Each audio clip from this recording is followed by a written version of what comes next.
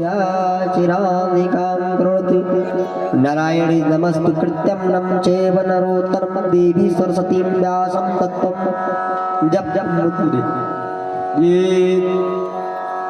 अपने समस्त गुरु देवी एवं देवताओं, ब्रह्मांड के समस्त देवी देवताओं और आदि शक्ति जगदम्बा के कृपा से आज देवी भागवत कथा बाँचने का सौभाग्य प्राप्त हुआ। आप सब कथावासी को बहुत बहुत सारा आशीर्वाद। संपूर्ण देवी देवताओं को कोटि कोटि नमन। देवी भागवत को बारंबार प्रणाम करते हुए आज मैं आप लोगों को यह देवी भागवत कथा सुनाने जा रहा हूँ। एक बार बोली जगदम्बे महिमा की। ऋषिगण तथा सूत जी का संवाद चलेगा भी। देवी भागवत की महिमा चलेगी कि कृष्ण के ऊपर सामंतक मणि चोरी का आरोप लगा था। भगवान श्री कृष्ण ने अपनी ऊपर लगे कलंक को दूर करने के लिए पूर्ववासियों सहित जंगल की ओर निकलते हैं और एक गुफा में चले जाते हैं। लगातार 12 दिन ना वापस आने के बाद पूर्ववासी आते हैं और उनके माता पिता को सारा वृत्तांत कह सुनाते हैं। कैसे ऋषिगण के आशीर्वाद से, सलाह से भगवान श्री कृष्ण के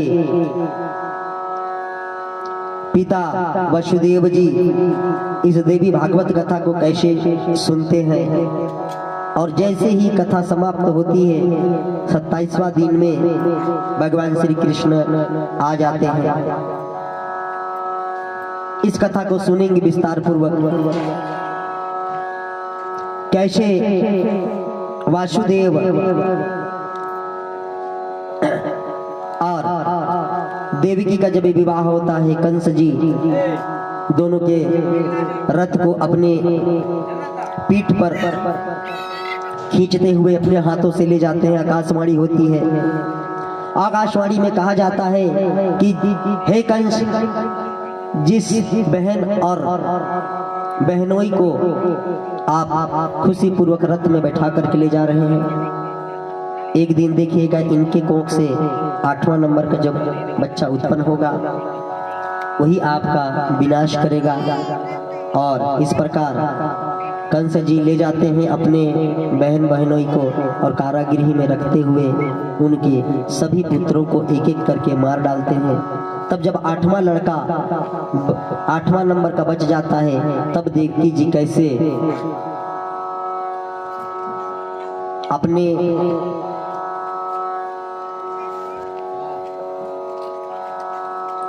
आदि गुरुदेव को याद किया और गुरुदेव को कहा कि देवी भागवत कथा का श्रवण करें गुरुदेव मेरे तरफ से। तब देवी भागवत का कथा सुना गया और आदि शक्ति महामाया ने यशोदा जी के यहाँ जन्म लिया, महामाया के रूप में, माया के रूप में। और भगवान श्री कृष्ण को किस तरीके से अपनी चतुराई से बचाया गया देवी भागवत के महिमा से। इस प्रकार अनेकों अनेक संवाद मिलते हैं जिससे देवी भागवत कथा सुनने मात्र से ही कई प्रकार के रोगों का, कई प्रकार के कष्टों का निवारण हो जाता है। आइए ध्यान से सुनते हैं। प्रेम से बोली जगत जननी माता की।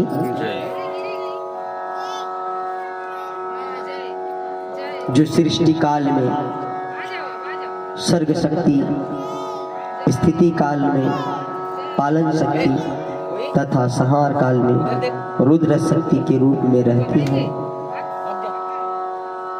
चराचर जगत जिनके मनोरंजन की सामग्री है, परा, पश्यंती, मध्यमा और मैथिली वाणी के रूप में जो विराजमान रहती है तथा ब्रह्मा विष्णु और शंकर के द्वारा जो आराधित है वे भगवती आद्य शक्ति हमारी वाणी को सुशोभित करें। भगवान नारायण नर श्रेष्ठ अर्जुन भगवती सरस्वती एवं महाभाग व्यास जी को प्रणाम करके इस देवी भागवत विजय गाथा का उच्चारण कर रहा हूँ। श्री ऋषिगण बोले, बच्चे को दे दीजिए और कथा में ध्यान लगाइए। जब कथा में ध्यान लगाइएगा तो आपके समस्त दुख निश्चित रूप से दूर हो जाएंगे। बहुत सारे ऋषि एकत्रित थे और सभी ऋषियों ने मिलकर के क्या बोलते हैं, ध्यान से सुनिएगा। बोले, सूत जी आप बड़े विद्वान हैं, व्यास जी से आपने शिक्षा प्राप्त की, आप बहुत वर्षों तक जीवित रहे भगवान। अब आप हमें मन को प्रसन्न करने वाली पवित्र कथाएं सुनाने की कृपा कीजिए। भगवान विष्णु के अवतार की पावन कथा संपूर्ण पापों का संहार करने वाली एवं अत्यंत अद्भुत है। हम भक्ति पूर्वक उसका श्रवण कर चुके हैं। भगवान शंकर का दिव्य चरित्र, भस्म और रुद्राक्ष धारण करने की महिमा तथा इसका इतिहास भी आपके मुखारबिंद से सुनने का अवसर हमें मिल चुका। अब हमें वह कथा कहने की इच्छा है, वह कथा सुनने की इच्छा है जो परम पवित्र हो तथा जिसके प्रभाव से मनुष्य सुगमता पूर्वक मुक्ति और मुक्ति के सम्यक अधिकारी बन जाए। महाभाग, आपसे बढ़कर संदेश निवारण करने वाला अन्य किसी को हम नहीं देखते। आप हमें मुख्य मुख्य कथाएं कहने की कृपा कीजिए जिससे कलयुगी मनुष्यों को भी सिद्धि मिल सके। सूत जी कहते हैं, ऋषियों, सूत जी कहते हैं, ऋषियों तुम बड़े भाग्यशाली हो। जगत के कल्याण होने की इच्छा से तुमने यह बहुत उत्तम बात पूछी है। अतः संपूर्ण शास्त्रों को जो सार रूप है वह प्रसंग विशुद्ध रूप से तुम्हारे सामने में उपस्थित करता हूं। ऋषियों ने कहा, महाभाग सूत जी, आप वक्ताओं में सर्वश्रेष्ठ हैं। वह पुराण कैसा है और उसके सुनने की कौन सी विधि है? कितने दिनों में यह कथा संपन्न होती है? इस कथा में किस देवताओं का पूजन होना चाहिए तथा कितने मनुष्य पहले इसे सुन चुके हैं और इनकी कौन कौन सी अभिलाषाएं पूर्ण हो चुकी हैं? यह सब हमें सुनाने की कृपा करें। तब सूत जी कहते हैं, व्यास जी भगवान विष्णु के अंश हैं। व्यास जी भगवान विष्णु के अंश हैं। पराशर जी उनके पिता और सत्यवती माता। व्यास जी ने वेदों को 4 भागों में विभाजन कर दिया। उन्हें अपने शिष्यों को पढ़ाया, किंतु जो संस्कारहीन नीच कुल में उत्पन्न वेद पढ़ने के अनाधिकारी एवं स्त्रियां और मूर्ख जन हैं, उन्हें धर्म का ज्ञान कैसे हो? यह चिंता उनके मन में जाग उठी। तब स्वयं मन में विचार करके उन्होंने उस प्राणियों के धर्म ज्ञानार्थ पुराण संहिता का संपादन किया। 18 पुराणों की रचना करके उनको मुझे पढ़ाया। महाभारत की कथा भी सुनाई। उसी समय मुक्ति और मुक्ति देने वाला देवी भागवत नामक पुराण रचा। स्वर्ग उसके वक्ता बने और राजा जन्मेजय को श्रोता होने का सुअवसर प्राप्त हुआ।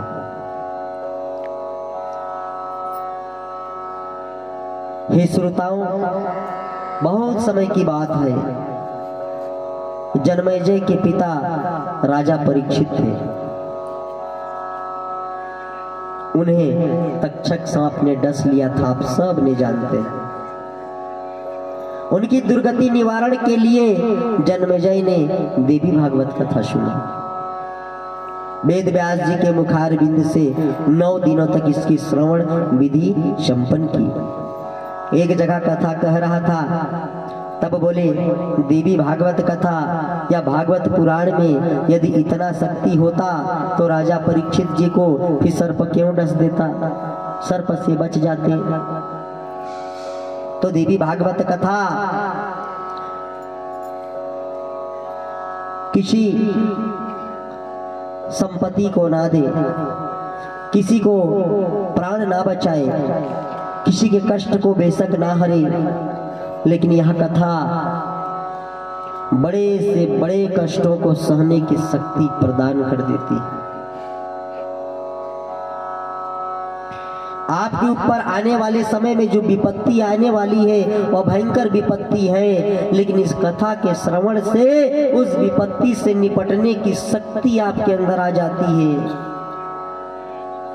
समर्थ आ जाती है, अपने परिवार को चलाने की ताकत आ जाती है, समर्थ आ जाती है, शक्तियां आ जाती हैं, ज्ञान आ जाता है, बुद्धि आ जाता है।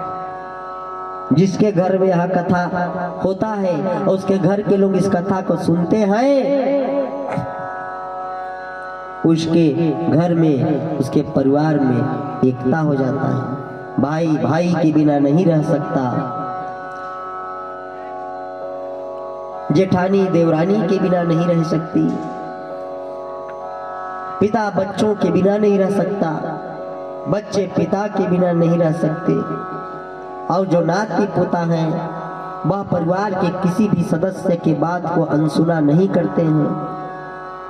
परिवार में आदर बढ़ जाता है, एक दूसरे के प्रति सम्मान बढ़ जाता है, संस्कार बढ़ जाता है तथा सेवा की भावना जागृत हो जाती है।